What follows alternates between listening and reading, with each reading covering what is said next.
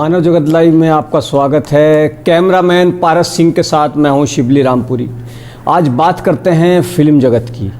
जी हाँ, आज एक ऐसी फिल्म को 60 साल पूरे हुए हैं जो कि उस वक्त भी नायाब थी और आज भी नायाब है। 5 अगस्त 1960 को रिलीज़ हुई एक जुनूनी डायरेक्टर की फ़िल्म मुग़ल आज़म। वो हकीकत में मुग़ल आज़म है और इस बात को प्रदर्शित करती है कि के आसिफ हिंदुस्तान से कितनी मोहब्बत करते थे। ये इस फ़िल्म को देखकर अंदाज़ा लगाया जा सकता है। और ये फ़िल्म कोई मामूली फ़िल्म नहीं है और ना ही इसके पीछे बनाने की जो दास्तान है वो भी कोई मामूली नहीं है। शायद के आसिफ की जगह अगर कोई और होता तो कब का इस फ़िल्म से दामन बचा लेता या इस फ़िल्म को छोड़ ही देता ये। लेकिन के आसिफ का इस फ़िल्म को बनाने का जो ख्वाब था वो आखिरकार पूरा हुआ और कितनी परेशानियां और कितनी दिक्कतों से पूरा हुआ। आज हम इस बात पर रोशनी डालेंगे, बताएंगे कि आखिर के आसिफ में वो क्या जुनून था, वो क्या संघर्ष करने की शक्ति थी कि जिसने मुग़ल आज़म जैसा एक शाहकार बना दिया। के आसिफ ने किसी ज़माने में कोई ड्रामा देखा था, वो ड्रामा अनारकली के ऊपर था। तो के आसिफ ने जब वो सलीम और अनारकली की मोहब्बत देखी तभी से के आसिफ ने ये ठान लिया कि मैं इसी लव स्टोरी पर एक फ़िल्म बनाऊंगा। के आसिफ यानी कि करीमुद्दीन आसिफ। के आसिफ का पूरा नाम करीमुद्दीन आसिफ था। उन्होंने ये बात ठान ली कि मुझे इसी लव स्टोरी पर एक शाहकार बनाना है, एक ऐसी फ़िल्म बनानी है कि जिसको लोग बेहद पसंद करें। और के आसिफ अपने इस ख्वाब को पूरा करने में जुट गए।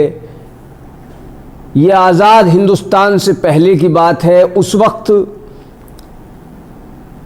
अनारकली के लिए नरगिस को रोल दिया गया और फिल्म शुरू हुई। लेकिन हिंदुस्तान जब आज़ाद हुआ तो इस फिल्म के जो फाइनेंसर थे वो पाकिस्तान चले गए और आसिफ की जो करी धरी मेहनत थी उस सब पर पानी फिर गया। उसके कुछ वक्त बाद करीमुद्दीन आसिफ ने फिर इस फिल्म को बनाने की ठानी। लेकिन परेशानी ये आई कि आखिर पैसा कहाँ से आएगा। और जिस तरह की मुग़ल आज़म के आसिफ चाहते थे उसमें पैसा लगाना कोई मामूली बात नहीं थी। उसका अंदाज़ा इसी से लगाया जा सकता है कि उस ज़माने में 10 लाख रुपए में 2 फिल्में बन जाया करती थीं। और मुग़ल आज़म का सबसे सुपरहिट गीत जब प्यार किया तो डरना क्या में ही 10 लाख रुपए लगे थे। बाकायदा एक शीश महल बनाया गया था और उसमें ये गाना पिक्चराइज हुआ था। तो के आसिफ ने एक बार फिर से अपना ख्वाब पूरा करने की सोची और सवाल ये कि आखिर इसमें पैसा कौन लगाए।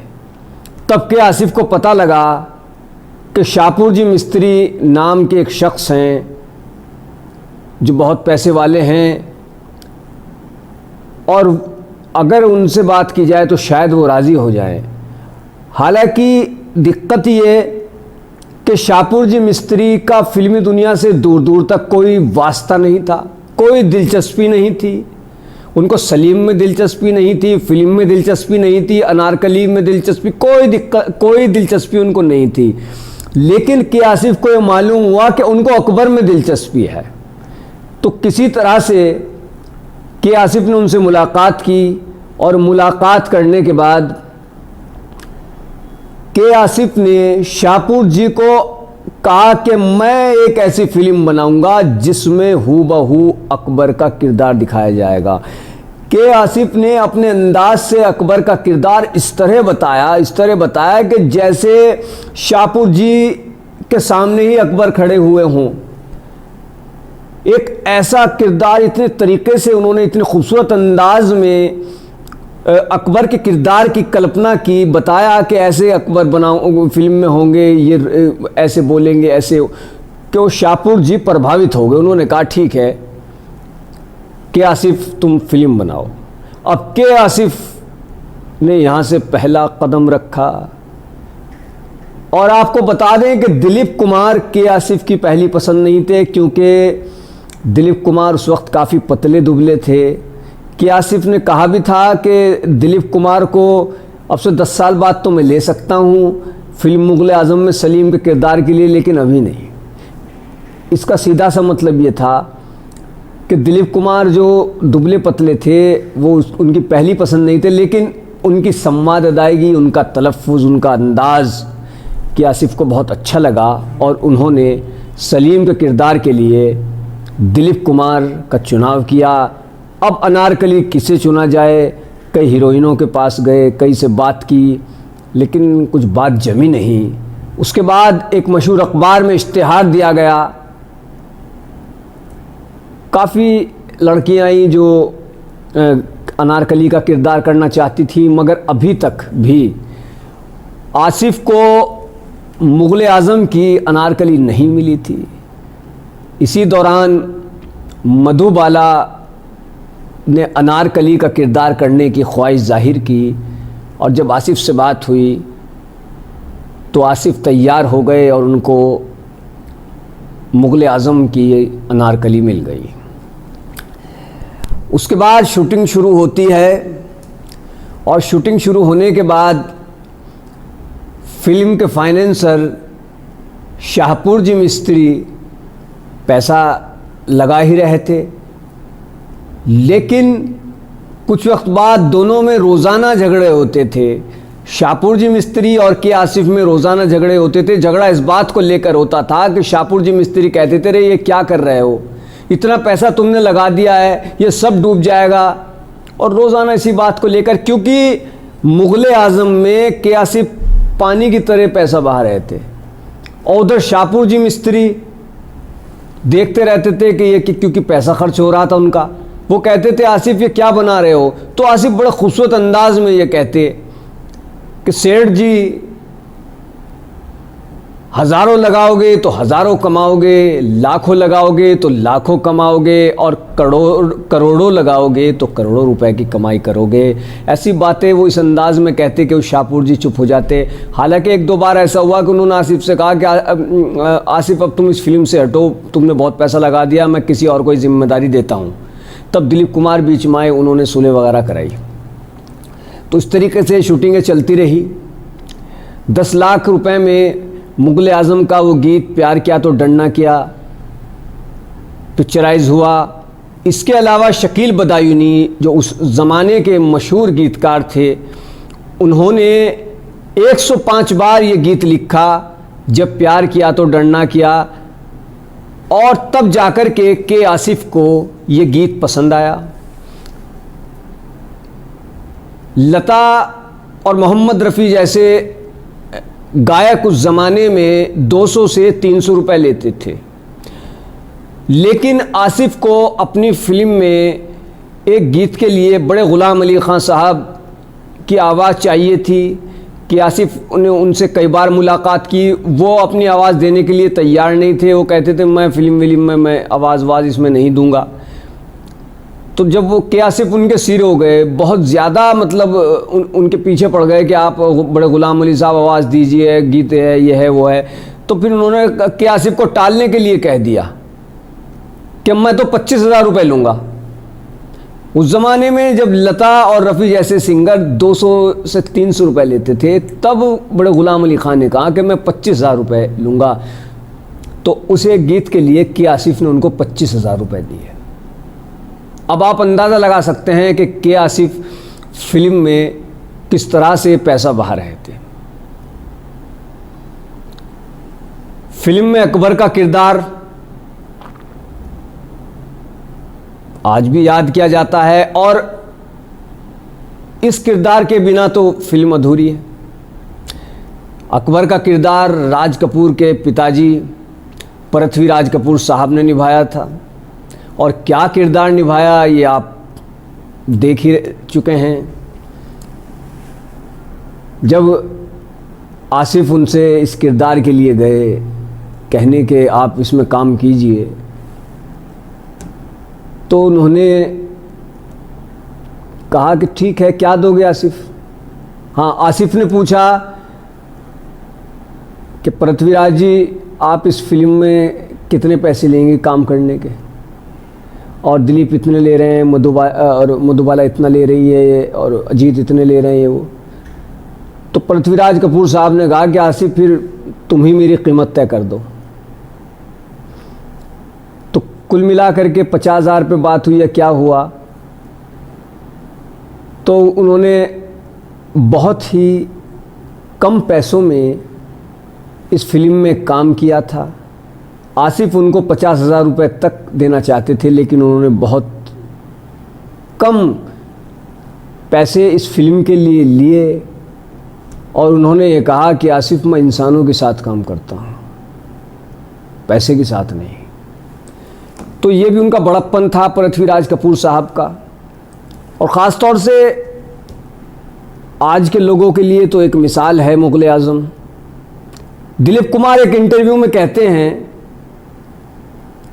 कि आसिफ ने कभी नहीं सोचा, कभी कोई ख्याल ही नहीं किया कि इससे पैसा कमाऊंगा, जो कुछ बना रहा हूं कोई मतलब ही नहीं, सिर्फ जुनून। और यहां तक कि जब इस फिल्म में शूटिंग करते करते कई साल गुजर गए तो जो फिल्म के कलाकार थे वो चाहते थे कि जल्दी से फिल्म निपटे, लेकिन आसिफ थे कि बनाए जा रहे थे। इस फिल्म की शूटिंग इतनी हुई थी कि 3 फिल्में बन जाती, लेकिन हकीकत में क्या फिल्म बनी, ये 60 साल का सफ़र आज इस फिल्म ने पूरा किया है। और इन 60 साल में जाने कितने लोगों ने, अनगिनत लोगों ने 60 बार या कितनी बार ये फिल्म देखी होगी। कहा जाता है कि बहुत लोग तो ऐसे रहे कि जिन्होंने ये फिल्म 100 से ज़्यादा बार देखी। ख़ुद दिलीप कुमार ने 100 से ज़्यादा बार ये फिल्म देखी। तो ऐसे निर्देशक के आसिफ जैसे कहाँ हैं अब? आज की जो फिल्मी दुनिया है उसमें सभी को तो नहीं कहा जा सकता है, लेकिन ज़्यादातर लोगों का ये हाल है कि वो पैसों के पीछे भाग रहे हैं। और यही वजह है कि गीत संगीत का स्तर गिर रहा है। हाँ, संगीत पर आपको एक और बात बता दूं कि जो इस फिल्म का संगीत दे रहे थे नौशाद, उन पर टाइम नहीं था, तो बार बार जाते थे कि आसिफ के मेरी फिल्म में संगीत देना है, मुग़ल आज़म बना रहा हूँ, लेकिन उन्होंने मना कर दिया कि मैं काम नहीं करूँगा। तो उन्होंने कहा कि क्या तुमको पैसे चाहिए? आसिफ ने नौशाद को कहा क्या तुमको पैसे चाहिए? और उन्होंने 50,000 रुपये के नोटों की गड्डी नौशाद के हारमोनियम पर फेंक दी। उस वक्त वो हारमोनियम बजा रहे थे। तो नौशाद एकदम से खड़े हुए और कहा कि ये पैसा उठा लीजिए।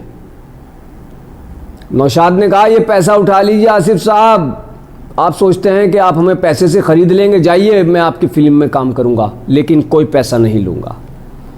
तो मुग़ल आज़म में मशहूर संगीतकार नौशाद ने फ्री में काम किया था। अंदाज़ा लगाइए कि कैसे लोग, और ऐसे लोगों की बदौलत ही पृथ्वीराज कपूर साहब, दिलीप कुमार, मधुबाला, के आसिफ जैसा जुनूनी डायरेक्टर और नौशाद जैसे संगीतकार, शकील बदायूनी जैसे गीतकार और शाहपुर जी मिस्त्री जैसे पैसे लगाने वालों के बल पर यह फिल्म बन पाई।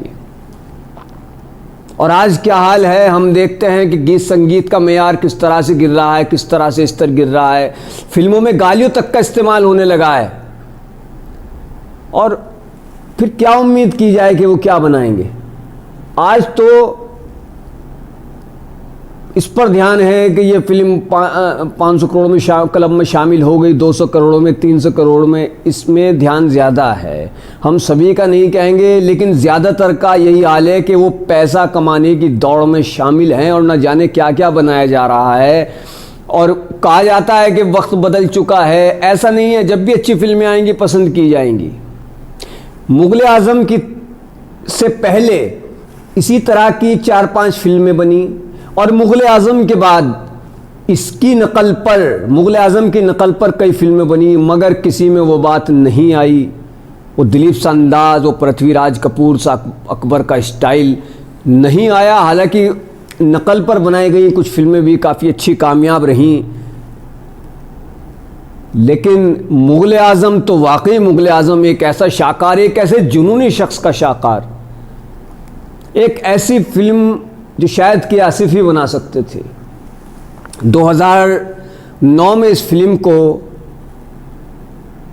कलर किया गया, कलर में ये फिल्म रिलीज़ हुई। दिलीप कुमार उस प्रोग्राम में मौजूद थे और दिलीप कुमार ने उस प्रोग्राम में कहा था कि काश वो लोग होते कि आसिफ होते, देखते कि उनका ये शाहकार, उनके ये जो कुछ उन्होंने बनाया है, क्या बनाकर चले गए, काश वो सभी लोग एक बार आ जाएं। ये दिलीप कुमार ने जज्बाती भावुक होते हुए कहा था, मगर चले गए। शकील, नौशाद, रफ़ी, पृथ्वीराज साहब, मधुबाला।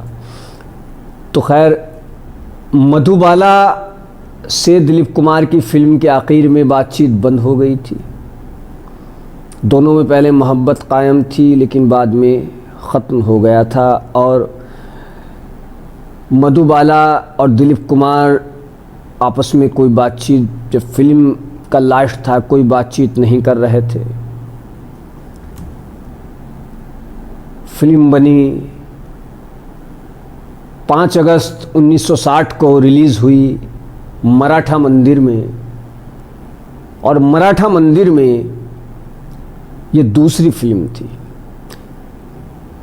मराठा मंदिर में इससे पहले B.R. चोपड़ा की एक फिल्म रिलीज़ की गई थी, साधना। हालांकि मराठा मंदिर जब बन रहा था बहुत ज़बरदस्त तरीके से, तो उसमें यही था कि हम इसमें मुग़ल आज़म रिलीज़ करेंगे, लेकिन मुग़ल आज़म चूँकि वक्त बढ़ता जा रहा था तो कुछ वक्त के लिए साधना को रिलीज़ किया गया। B.R. चोपड़ा की फ़िल्म थी, लेकिन ये उन्होंने लिख कर के दिया था कि जैसे ही मुग़ल आज़म आएगी इस फिल्म को रोक दिया जाएगा और इस फिल्म में मुग़ल आज़म चलेगी। मुग़ल आज़म ने हिंदुस्तान ही नहीं बल्कि कई बाहर के मुल्कों में भी खूब धूम मचाई, और आज भी जब मुग़ल आज़म देखी जाती है तो याद आते हैं कि आसिफ और दिलीप कुमार की वो एक्टिंग, और पृथ्वीराज साहब और दिलीप कुमार। और इस फिल्म में जो एक किरदार है संग तराश, वो के आसिफ ने अपनी तरफ से डाला था इस फिल्म में, और उस संग तराश का नाम संग तराश ही रखा गया था। तो बहरहाल 5 अगस्त 1960 को रिलीज़ ये फिल्म आज 5 अगस्त 2020 को 60 साल पूरे कर रही है। तो बॉलीवुड के जो आज के फिल्मकार हैं, काश वो भी यही जज्बा रखें आसिफ जैसा, और कुछ ऐसा बनाएं कि जो लोगों को पसंद आए, और जो सिनेमा का मेयार स्तर गिर रहा है वो कायम रहे, बरकरार रहे। तो आज हमने आपसे फ़िल्म के बारे में बात की। आपको कैसा लगा ज़रूर बताइए। जो जानकारी हमने रखी, जितनी दे सकते थे आपको जानकारी दी। तो मानव जगत को ज़्यादा से ज़्यादा सब्सक्राइब कीजिए, लाइक कीजिए, शेयर कीजिए। आपका अपना YouTube चैनल मानव जगत लाइव। धन्यवाद।